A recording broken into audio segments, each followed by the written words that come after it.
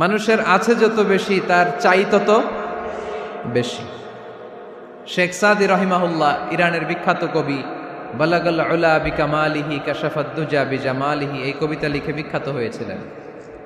তো ওনার একটা সময়ে আর্থিক দৈন্যতা যাচ্ছিল, টাকা পয়সা ছিল না, ফলে পায়ে দেওয়ার মতো জুতা ছিল না। কি ছিল না?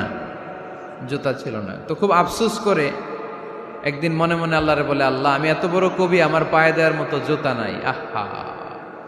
আফসোস করে ঘর থেকে বের হয়েছে। বের হয়ে দেখে এক ভিক্ষুক ভিক্ষা করে। ওই ভিক্ষুকের দুইটা পাই নাই, ভিক্ষুকের দুইটা, আর কবি সাহেবের কি নাই?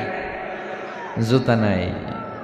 কবি সাহেব যখন এই দৃশ্য দেখছে, হায় রে, আমার তো পা আছে, এর তো পাই নাই, সেজদায় পড়ে গেল। আর আল্লাহরে বলে, আল্লাহ শুকর, আলহামদুলিল্লাহ, বেশ ভালো আছি, আর কিছু লাগবে না। এজন্য শান্তি হচ্ছে শুকর আলহামদুলিল্লাহর ভিতরে।